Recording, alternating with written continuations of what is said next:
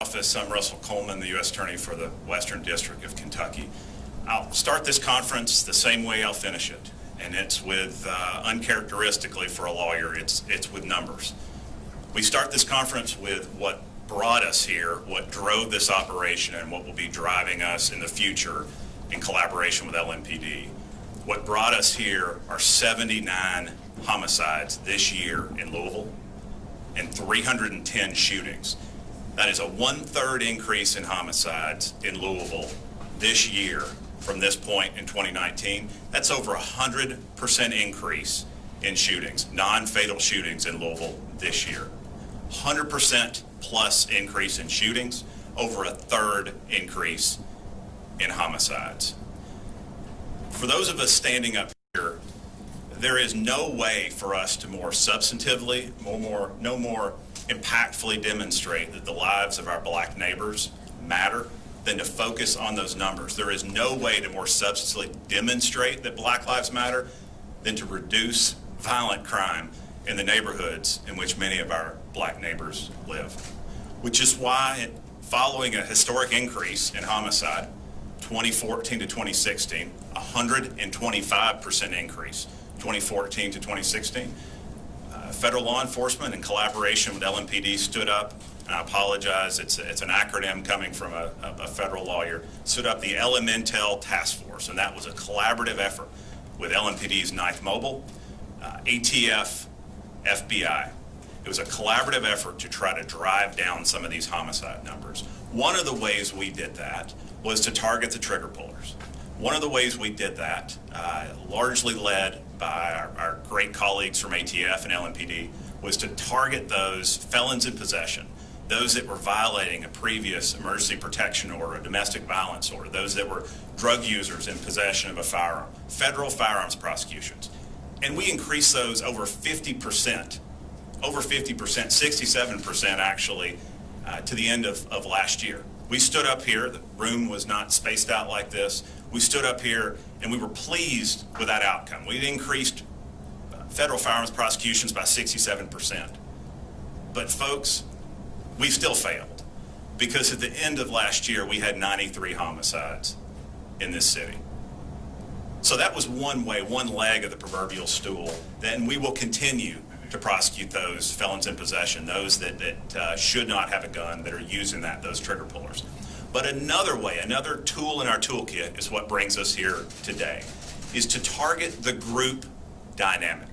Much of the violence we see in Louisville is group related, gang related, if you will. There is a group dynamic. And one way to bring those numbers down is to target the group itself. So I'm pleased today to announce that just a couple of hours ago, the United States District Court here in Louisville unsealed a 10-count federal indictment charging 14 individuals with armed drug trafficking and a number of other federal firearms violations, to include felon in possession, use of a firearm in furtherance of drug trafficking, possession of various substances, from meth to heroin with intent to distribute, and a number of other federal firearms violations, going after the group itself. And it's important for me to emphasize that these are allegations. The presumption of innocence is maintained by these 14 individuals. Armed drug trafficking by 14, a group of 14, we charged 14. To get into the weeds, to flush out a bit what this multi-year, multi-drug, multi-defendant drug trafficking conspiracy looked like, I'm going to bring up my colleague, my fantastic colleague from the FBI, someone that we're blessed to have as a leader here, Mr. Robert Brown, the special agent in charge of the FBI for Kentucky.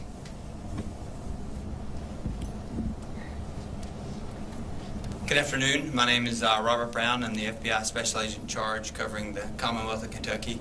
I want to start by thanking U.S. Attorney Russell Coleman. Honestly, we wouldn't be here today were it not for his hardworking prosecutors and his leadership driving this effort. Also want to thank the ATF, Sean Morrow, who you'll meet here in a minute, our new SEC with the ATF, LMPD Chief Schroeder, and Sheriff Aubrey with the Jefferson County Sheriff's Office and their deputies, officers, and agents.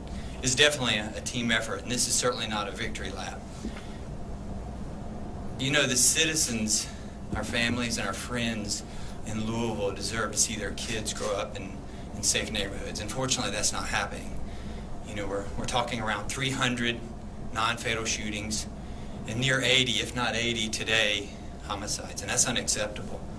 You know, we're on pace to pass our 2016 numbers, and that's unacceptable. Last year, we invited in survivors of violent crime, DeQuante Hobbs' family, you know, being among them. And 7-year-old DeQuante Hobbs was gunned down in his house while eating cake and playing games, and that's unacceptable. But that really stuck with me, and I committed then to using FBI resources to doing what we could do to lower violent crime. And with that, I want to introduce Assistant Special Agent in Charge, Brian Jones. He's my number 2. He's over the criminal program for Kentucky, and he's part of this strategy because of his complex investigative experience. He was brought here. He's a tenacious investigator and a tenacious leader, and coincidentally, we both worked the Walter Scott shooting together and the Amy Church shooting. Brian, come up for a few words. Good afternoon, everyone. Again, my name is Brian Jones. I'm the Assistant Special Agent in Charge of the FBI here in Louisville. And I really want to touch quickly on four points, and I'll be very brief. But the first is, what was the task force environment or the structure of our task force that we used to investigate this case? And then the second part is a little bit about our strategy. The third point will be a few things about the investigation itself. And then lastly, where are we going from here? What's the future look like for the FBI in investigating violent crime? So this case was investigated by the Kentucky Safe Streets Task Force. And a Safe Streets Task Force it's a national initiative that has been branded, I guess, you could say it's been branded to investigate violent gangs and indict them and get them into federal prison. So this particular case, it was worked through the Kentucky Safe Streets Task Force and our partners on this investigation. It was ATF, LMPD, and Jefferson County Sheriff's Office. And we want to thank all of our partners for their dedication and their hard work, and of course the U.S. Attorney's Office for bringing the charges on this investigation. So the strategy in this case, let's move on to that point. You know, the FBI is tasked nationwide with reducing violent crime. That is part of our mission, and we do that through a number of ways. Our traditional violent crime investigations, violent gang investigations, organized crime, and drug trafficking organizations. This particularly was, we were looking at violent gangs. So about a year ago, the FBI took a hard look at what was our strategy, what was it that we were doing, and Mr. Coleman touched on this. We were partnered in Elemental, but we needed to add another leg to that stool with another tool in the toolbox. And so we initiated through the task force what we would call enterprise theory of investigation. And the enterprise theory of investigation is simply this: we are looking at entire groups or entire gangs rather than individuals or single incident crimes. In this case is the result, a direct result of that new strategy. Instead of focusing on one individual, single incident crime, we looked at an entire gang, an entire violent group of individuals, and what crimes that they were committing, what federal laws that they were breaking that we could investigate and then present to the U.S. Attorney's Office. So on July 15th, just a couple weeks ago, we initiated or executed 10 search warrants here in the city. And since that time, we've arrested 11 of the individuals, which are up here on this board. All of these individuals are either members of a violent street gang or associates of a violent street gang here in town. During our search warrants, since the time we executed these, and I think these numbers are important, we seized approximately 400 grams of suspected heroin. That's a street value of about $40,000. 13 firearms, some of which are shown in the photograph over here, and over $328,000 in cash seized from these individuals or their apartments or houses. We still have 3 fugitives that we're looking for, which are the folks that are listed here. So for the public, if you know where these folks are, please reach out to us so that we can try to get them into handcuffs. So what are our next steps? Where does the FBI go from here? About a year ago, the FBI made a promise to the public that we were going to leverage more resources towards violent crime, and we have done that. We will continue to do that. We will continue to identify the most violent gangs in the city, to use all of the tools in our criminal toolbox, meaning wiretaps, undercover operations, and confidential informants so that we can infiltrate these gangs and we can bring federal charges against these individuals who are creating a lot of this violence in the city. Thank you. I'll turn it back over to Mr. Coleman.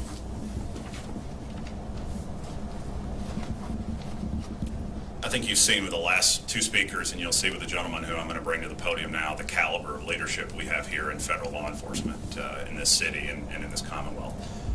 Other than regrettably wearing orange as a graduate of the University of Tennessee, Mr. Morrow, our new special agent in charge for Kentucky, West Virginia, and a few counties in southern Indiana, is a lifelong lawman. I say that because at 19 years old, he was a police officer in East Tennessee. This is someone who has enforced the rule of law since he was barely legal to do it. He paid his way through college by being a police officer. He then went on to be the youngest agent in the state of Tennessee in the Tennessee Bureau of Investigation. Since then, since joining the ATF, he has served in places like Baltimore and in Washington, D.C. He has seen gang violence. He has seen how neighborhoods can be decimated, and he's seen how when law enforcement is done collaboratively, when law enforcement is done as part of the community, that we can save lives and we can turn around neighborhoods. So with that, I'm delighted to introduce for the first time our new special agent in charge of the ATF for Kentucky, Mr. Sean Morrow. Very kind welcome, even if you had to point out my volunteer roots. Thank you. Well, good afternoon, everyone, and thank you again to U.S. Attorney Coleman for the very kind welcome and the introduction you gave me. And I want to thank FBI SAC Robert Brown. Been on the ground here for just a few weeks, and so obviously relationships matter, and the welcome that I've received from both these men have been tremendous, so thank you. I arrived in Louisville during a pandemic and during the civil unrest. A lot of folks characterize these times as uncertain, but one thing that is certain is ATF's mission and our relationship with our federal and state law enforcement partners. Our mission is fairly narrow. It's to reduce violent crime. Earlier this month, ATF and our partners disrupted a criminal organization operating here in Metro Louisville by identifying violent offenders and their sources of crime guns. ATF agents and analysts work closely with the FBI and LMPD to identify targets of the investigation. Relying on crime gun intelligence, violent offenders and their firearms were taken off of the streets. And this is an example of federal government's coordinated response to gun crime. A centerpiece of crime gun intelligence includes ballistic technology provided by ATF to our local partners. LMPD's on-site NIBIN, which is National Integrated Ballistic Information Network, developed multiple leads from guns used during violent crimes here in the city. Those NIBIN hits link directly to targets of this investigation. Working with the U.S. Attorney's Office, Mr. Coleman's office under his leadership, we'll continue our focus on pursuing firearms traffickers and trigger pullers and making those tough arrests. Last year, ATF recommended a record number of firearms cases for federal prosecution. I think you heard U.S. Attorney Coleman talk about that substantial increase. We removed hundreds of crime guns from the street of Metro Louisville. Going forward, our goal is to increase our focus on these violent offenders. Drug dealers and firearms are a violent combination. These criminals pose an increased threat to the safety of our communities.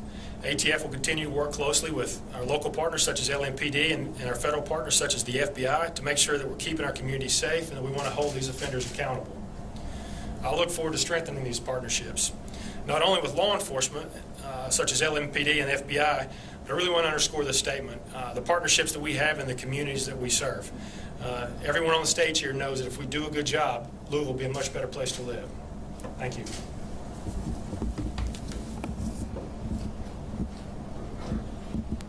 The longer I'm privileged to be in this job, the more I realize the fact that when you stand at this podium, the people who do the real work, who brought us here, are standing either in the back of the room or they're in court or they're out doing their jobs. And there are a number missing from this stage. Most notably is LMPD. They were foundational in getting us to where we are now. And most notably amongst those was a gentleman named Major Billy Hibbs, who is subsequently retired from LMPD. He now wears a suit. He doesn't, a much better suit than I wear now, and is standing in the back of the room. And it's often thrown around that one may not be where they are in a process, but for someone. We would not be here but for his foundational leadership. And I'm deeply grateful for the leadership of Major Hibbs, who cares deeply about the neighborhoods impacted and spent 20 plus years trying to save and protect lives. Also missing from this stage are the career assistant United States attorneys that are prosecuting this matter, are the case agents from the ATF and the FBI who care deeply about the impacted neighborhoods. And I appreciate their service. They live here too.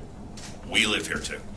And this is not just a job for those standing up here or for them. We are called to do this to protect our neighbors.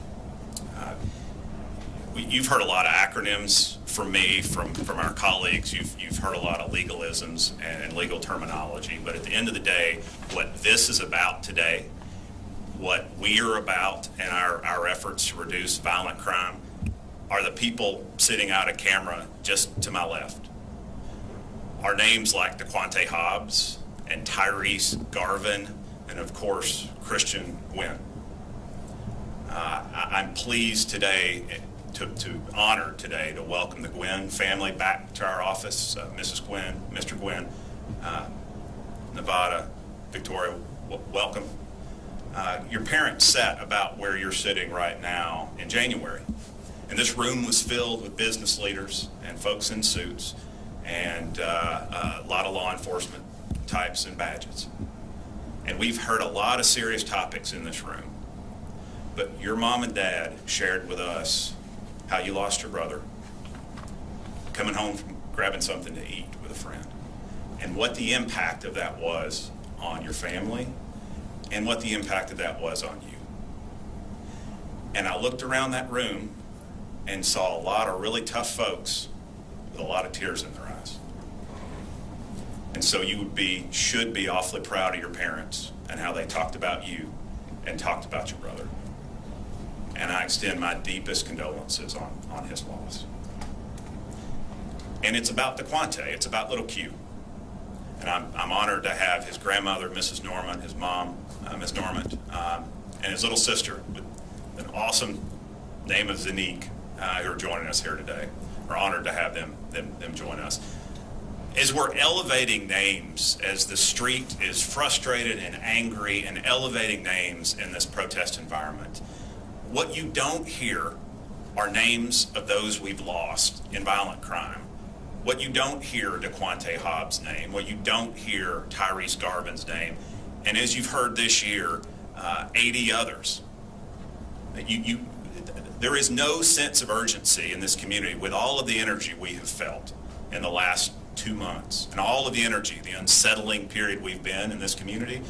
What there's not been is a sense of urgency to actually save Black lives in impacted neighborhoods. When I stand here and talk about violent crime, it is a euphemism for, when I say numbers and cite those numbers, which I will again before we leave, the vast majority of those impacted are in primarily African-American neighborhoods.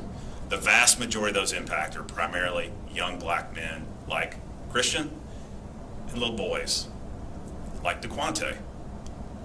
And so what we announced today is not going to eliminate violent crime in this community, but it is one leg of that stool, targeting the groups that are drivers of violent crime in this community. Another leg of that stool is continuing to prosecute the trigger pullers that should not have firearms, that the law precludes from having firearms, and removing them from the community. A third leg of that stool will be coming soon. A third leg of that stool is an effort with Professor David Kennedy from John Jay University to try something that's been tried successfully in numerous jurisdictions that involves group violence intervention.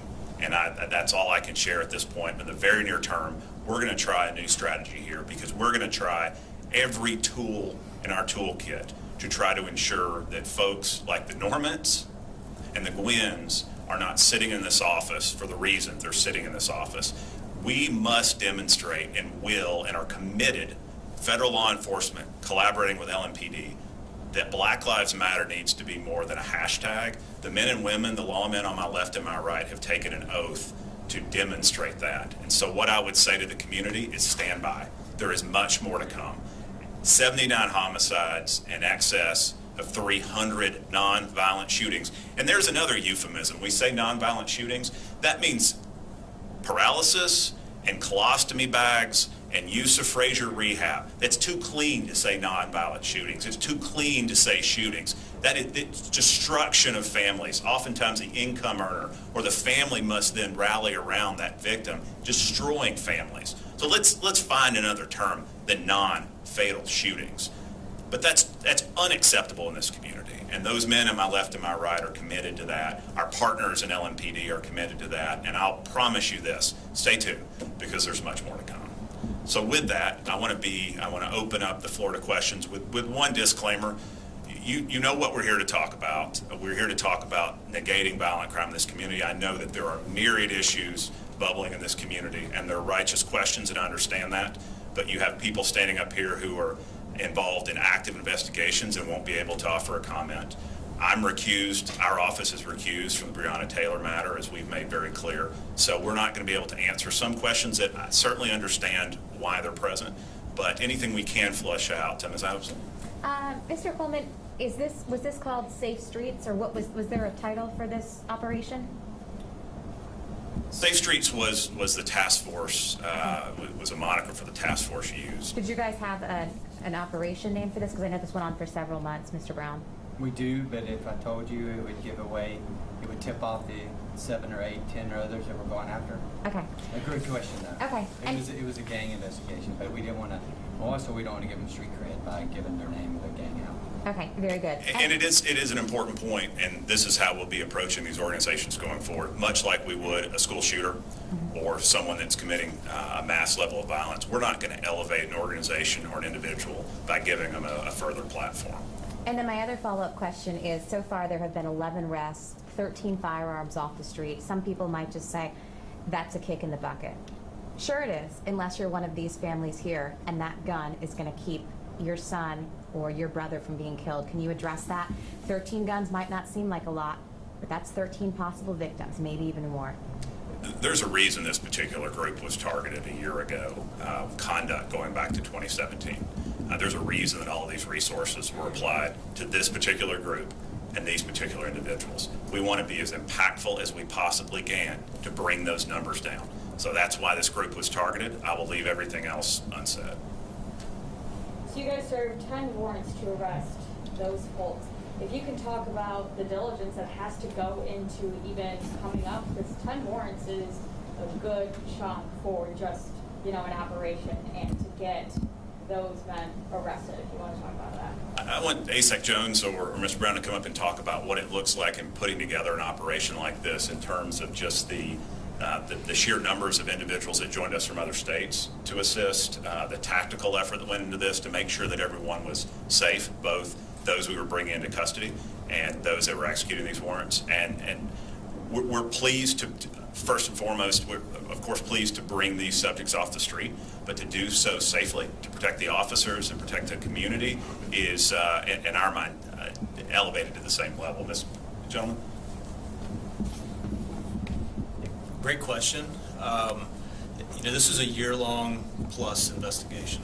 And so we had a number of agents, task force officers working full-time, nothing but this case. And leading up to a significant takedown like this is a tremendous amount of work. And the agents, from the FBI, ATF, LMPD, Jefferson County, they did a fantastic job. And it is a lot of work to write search warrants for 10 different locations. We have to establish probable cause, putting all that information into an affidavit, and then that affidavit has to go to, in this case, a federal magistrate judge who reviews it to ensure that there's probable cause, that there is evidence of a crime inside the residence or the apartment or house, whatever the location was. So yes, it is a tremendous amount of work. It was weeks and weeks in the planning to get ready for this. We can't get into the specifics of what the evidence was, but and then as Mr. Coleman alluded to, actually doing the arrests of dangerous folks, it was a lot of coordination. We had a number of tactical teams come in from out of state. There were FBI and ATF teams that came in to assist. We had a lot of our folks that had to participate in the searches of the search warrant. To say that it consumed the majority of the FBI employees in Kentucky would probably be an accurate statement. We had everyone across the state engaged in this investigation, whether it was out trying to arrest these folks or searching their homes in the search warrants to obtain the evidence. So all throughout the country, there is an uptick in violence. You guys say, stand by, see what's going to come. Do you see more operations like this to this caliber being done, or, you know, to kind of reassure the communities that are out there? Let me tackle the premise of your question just a little bit. When I hear that there are challenging violent crime problems in other cities, as there certainly are, that oftentimes is used to normalize what's occurring here in Louisville. I'm the United States Attorney for the Western District of Kentucky. Quite frankly, I'm not responsible for what happens outside of this district. These gentlemen have taken an oath and have sworn to protect this city. The fact that there are violent crime problems happening anywhere in the United States is quite frankly not relevant here. Those numbers are what they are. We are fully committed to bringing those numbers down. We are, when I say stand by, both in targeting the groups, in targeting trigger pullers, other ongoing investigations that are targeting drug trafficking organizations, because when we discuss the dangerous drugs that were distributed by this organization, not only OxyContin, but fentanyl and heroin and methamphetamine, none of those are produced in the Commonwealth of Kentucky. They're all coming from elsewhere. So how do we tackle that rat line, if you will, bringing those substances in, almost all from the southwest border? So we're tackling those organizations as well that are fueling, and we didn't get into these numbers, but fueling overdose deaths. Our overdose deaths are significant in Jefferson County when compared to the rest of the Western District, so we'll be tackling those as well. I don't say stand by as a throwaway line. I've said that in a number of press releases in my time in office. I've said that from this podium multiple times, and it's important that that the words stand by don't indicate happy talk, that we follow up. I think you have seen follow through and will continue to see follow through. So stand by. Can you talk about the 3 individuals who are still on the list? Do you feel like they know that you're looking for them? How dangerous are they? And do you feel confident you'll be able to bring them in? Mr. Brown, Mr. Jones, any comment? Yeah, they are. Yes, they are dangerous. Yes. To George at the podium? Yes, they are dangerous, and yes, they're aware that we're looking for them, and that's why a piece of this is the public. So, if you recognize these folks, if you call our office directly or 1-800-CALL-FBI. And in answer to your question, on the day of, we had 150 agents working on it. It's a pretty busy operation, but thankfully, subjects and agents, no one was injured. Can we say that's Kentucky and neighboring states law enforcement, 150? 150 federal agents. Okay, so is that beyond Kentucky then? Oh, yes. Okay. There are 6 SWAT teams, for example. We only have 1 here. ATF brought in 2, and we brought in 3 others from other states. Just want to give credit where credit's due. Thank you, sir. You guys aware last night, I think that there were at least 4 shootings in the Metro Louisville area. Do you think that that's drug or gang related? We've had 20 shootings in Louisville in the last 48 hours. Those numbers that I mentioned to you on the front end, I keep in a card in my wallet. And this morning I had to update those with 10 more shootings from where I printed that out yesterday. It is a very dynamic number. Where is the sense of urgency in tackling these numbers? It's not present. It's not present in this community. Where is the sense of urgency in tackling these numbers that all happen in the same neighborhoods? It's not present. So we can engage in operations like this, and we will continue to expand our efforts both in targeting trigger pullers and targeting the groups themselves. But until this community has a sense of urgency in protecting these neighborhoods, these are just numbers on a page for a lot of people in Louisville. They're not numbers on a page for those that have taken an oath to reduce them. There must be a sense of urgency, and we are committed to that, those that are standing here. Mr. Morrow, my only question, you don't need to come to the podium. Basically, mainly handguns, is that accurate? I'll come to the podium anyhow. Oh, great. Yeah, for the most part, there were some long guns as well, some rifles, but for the most part, handguns. We're talking semi-automatic firearms, handguns that are easily available, whether it's in a gun store or purchased from other individuals. Yeah, we have time for one more question. What's next from the community, or what's next related to this case? Bringing in those outstanding fugitives and moving forward in the criminal prosecution of the 14 that we've indicted. all of these that are in custody have had their initial appearance. I'm not certain they've all had their detention hearing, but that is initial appearance, then detention hearing, and then we'll go through the process of a successful federal prosecution. I must emphasize that the presumption of innocence, of course, attaches to these folks, but I'm fully committed to meeting our burden and sending these individuals to prison for as long as we possibly can. And why is that? Is that to check a box or a scorecard? It's because incapacitation, taking these individuals out of the community where they're harming their neighbors, is an effective tool to make these neighborhoods safer. It is a stopgap measure. What we're doing here cannot ultimately succeed on its own. It must happen. We must have rigorous enforcement to enforce the rule of law. But we are not going to be able, federal law enforcement is not going to be able to, standing alone, even collaborating with LMPD, to be as successful as we'd like to bring these numbers down. And you and I have talked about how convicting it is at the end of last year for me to stand up at a podium and be pleased that we increased our firearms prosecution 67%. That's unprecedented, almost doubling. But we still had 93 homicides. Until we can fully engage in this community, we will still have numbers that are unacceptable. We will still have little boys that can't eat birthday cake. We will still have gentlemen that can't walk home from grabbing a bite to eat. There must be a sense of urgency. It must be more than a sign in one's front yard. If you truly believe that Black Lives Matter, then start paying attention to urban violence in a handful of neighborhoods in this city. Thank you for your time. Hey, y'all can hold on. The Quins want to talk to you guys about why they're moving out of their neighborhood because of gun violence. So, y'all could, on our purpose, y'all talk. No, you guys can go right up in front there. The podium would be better because we're all mic'd in. Okay, all right, I got you. You want to do the mic? I think that's easier, everybody? Yep, that's fine. Okay, great. Do you all want to have the mic for questions? No, we're okay, sir. I appreciate you checking. So we're Christian Gwen's parents. I'm Krista. This is Nevada, his dad. This is Nevada, the second one. And this is Victoria, his sister. Can we get the spelling of your names too? Okay, so my name is KRISTA GWYNN. This is NAVADAGWYNN. Same with this one. And VICTORIAGWYNN.